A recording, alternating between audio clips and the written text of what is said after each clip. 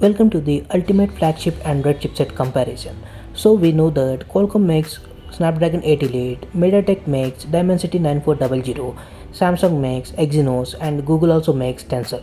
But now Xiaomi has entered the ring with XRING O1. The moment this phone got launched, we are like, okay, fine, let's just figure out how is this chipset performing, and trust me, the results are very interesting. And Xiaomi done a fantastic job with its first SoC. If you're watching me for the first time, I am Venki. Welcome to VP2 Tech. Here you will receive tech tips and tricks on daily basis. To start off with, take a look at the CPU architecture of XRING O1 compared to all other architectures that here itself Xiaomi has hit out of all the above. It is a deca-core CPU and it's based on TSMC's 3nm fabrication process. Anyways, the first thing we did is run benchmarks, which is obviously what we do.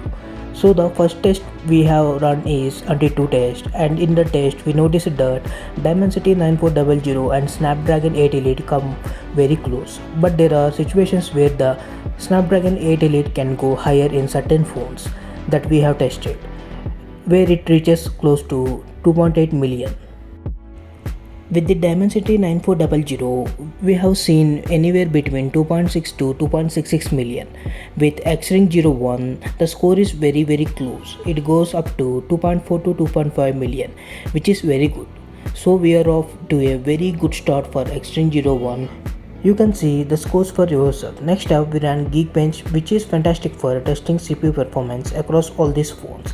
And here we noticed is that the single core CPU and the multi-core CPU is touching distance of Snapdragon 8 Elite, which is currently the reigning champion by the way.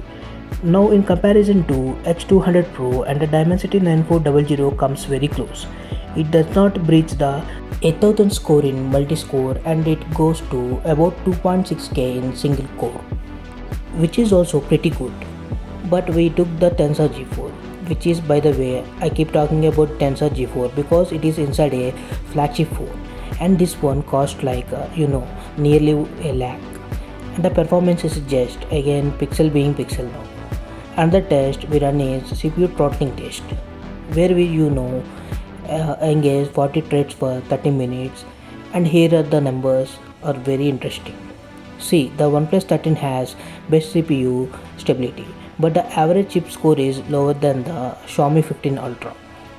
Both of these phones has Snapdragon 8 Elite, and this gives you an indication of how the performance tuning is done by OnePlus and Xiaomi. So basically OnePlus throttles performance to get better CPU stability, but Xiaomi actually let it breathe a little bit more. This is exactly what we noticed with the OnePlus 13s and Xiaomi 15 as well. But here is something very interesting that we noticed. If you look at the average GIP score of X200 Pro with Dimensity 9400 and the XRING O1 with the Xiaomi 15s Pro, you will notice that GIP score is much more higher than of the Snapdragon 8s Elite. So over here you will notice that to achieve the better CPU stability, Dimensity 9400 doesn't have that high of an average GIPS as the Xiaomi 15s Pro does, which is the highest average GIPS but the lowest stability score. So this is clearly again an indication of Xiaomi's performance tuning itself and the capabilities of its ring again. Out here look very impressive. As for the Pixel 9 Pro, again it's got CPU stability and range of other phones, but look at the average GIPS again. It is not even reaching close to the other phones.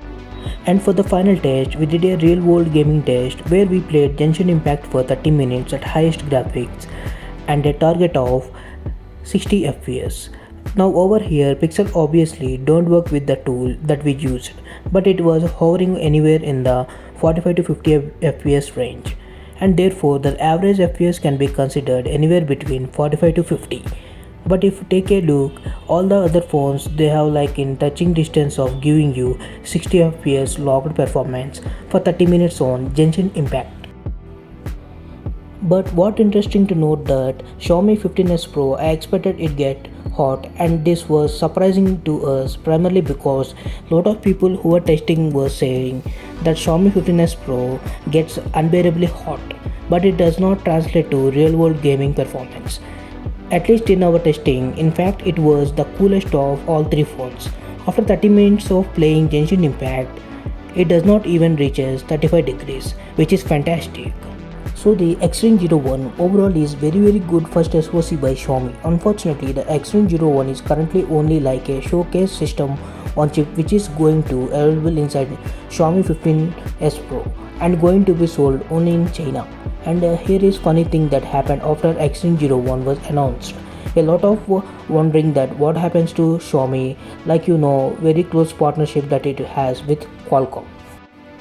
Because every year when Qualcomm announces its first new chip, which is basically Snapdragon 8 Elite 8 Gen 3, Xiaomi is first one to say that yes, we are going to bring phones with this chipset. And in this scenario where XRING O1 was announced to quell any sort of doubt, Qualcomm went ahead and the very next day posted a photo of very strong partnership with Xiaomi, which means that globally Xiaomi will still continue using Snapdragon 8 Elite. So I really don't know what is the idea behind the chipset. Is it Xiaomi way of flexing its muscles, saying that we can also make SoC if needed be, or is Xiaomi actually going to bring XRING as its SoC of choice across phones in the near future? What do you think it could be? Let me know in the comments. I hope you guys enjoyed this performance comparison. We definitely enjoyed doing it for you. Once again, thank you for watching video. Subscribe to VB2Tech. Stay tuned for more videos.